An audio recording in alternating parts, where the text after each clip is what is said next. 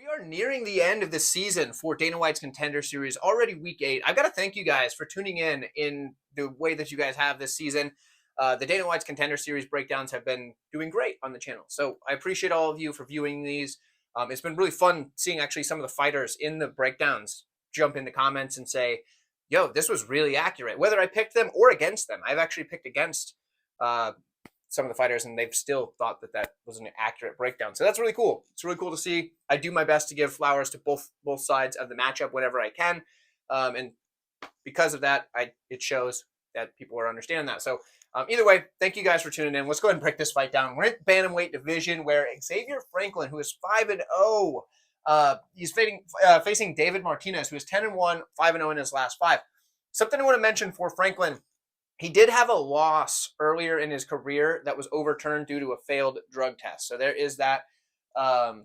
So a 5-0 and a no contest, I guess, whatever. But so for Franklin, he did have one loss. He's experienced a loss before, but it was overturned. The guy failed a drug test. Now, when we look at Franklin, we're going to start over here.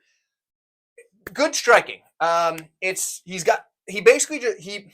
He comes forward, he feints a lot, and he's got an extremely heavy cross. He's got power in other shots, but that cross is the money shot, right? When he throws that big, heavy straight, he puts guys on their butt. And then from there, he follows up with his grappling. He picks his shots extremely well on the feet, though.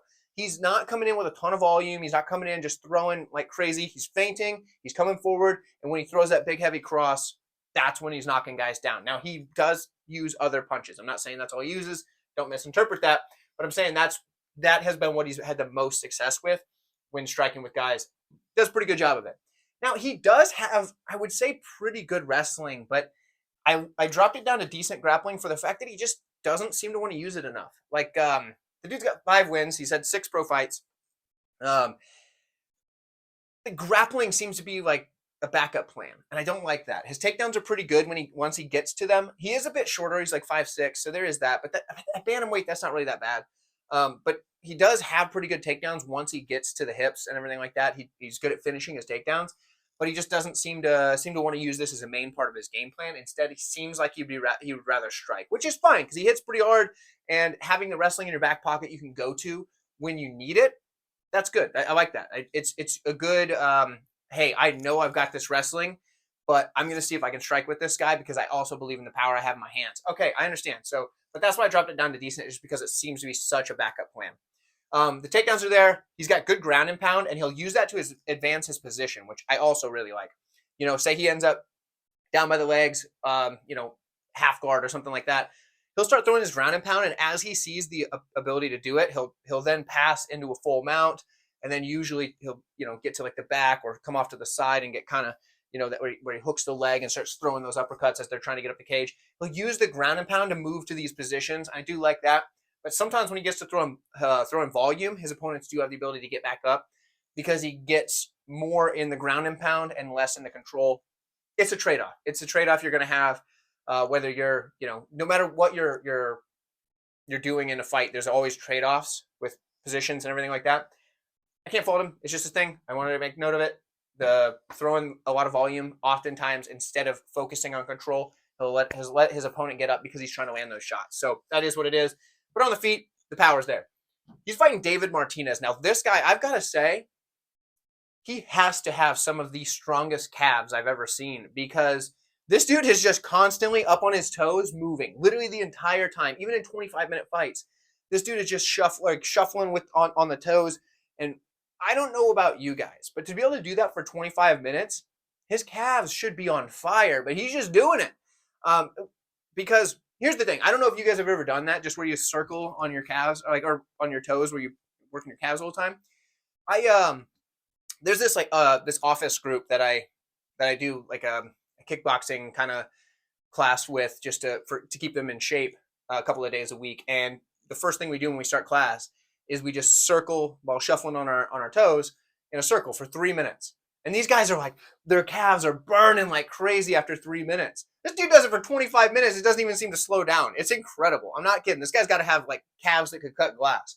Anyway, outside of that, solid striker. His kicks are his best weapons. This dude has kicks to every single level, and he also mixes up the variety. He'll do his front kicks, side kicks, roundhouse kicks. Does not matter. Mixes it up. He's extremely good at putting the kicks where he needs them while he's just moving. He's circling, and he'll just come in, slam a kick at you, and just keeps going. I love the movement and the kick combination. He's extremely accurate, and he picks his shots very well. You don't see this guy throw shots and just whiff on them very often. The flurries happen after he's starting to have success with the kicks at range, and then he'll come in and start landing flurries on people, and that's when he starts getting them hurt because the power is there. We've seen him hit before and hurt before, but he's tough as nails. He recovers quickly, and he's very durable. He's got a good ability to fight through it after he's been hurt, and it shows. I mean, dude's 10-1, right? So obviously he's done something right. But yeah, the striking, love to see it. Grappling, he's got pretty good grappling as well. His takedown defense is one of my favorite things about him because the constant movement makes it hard for guys to corral him and get a full, like, deep takedown on him anyway. But once they do shoot that takedown, because he's still moving all the time, usually he just stuffs the head and just keeps on going, or he'll give him the old limp leg and then just pull it out if they do happen to catch one leg. For somebody to get deep enough to get around both legs and lock the hands behind the butt, that's tough because they've got to pin this guy up against the cage first because he's just moving so much. That movement is such a weapon for Martinez. He's got good scrambles as well, and he can actually mix in takedowns of his own throughout the fight as a change of pace. The fact that he's able to do all of this for 25 minutes, his cardio is great. And something that I thought was interesting, somebody mentioned as like a commentator that he's in school to become a surgeon.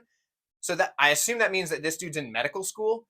If this dude's fighting and has a 10-1 record while in medical school, I don't know how this guy's sleeping. I've had a couple of friends go through medical school, and they have a hard time even working a 10-hour-a-week part-time job, let alone training and winning professional fights. So that's incredible.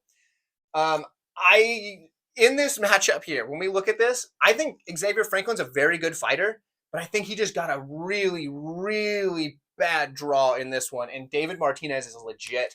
This guy's going to be a problem in the division. I think he gets a contract. I think he wins the fight, and I think he looks impressive. And it's not that Xavier Franklin's bad.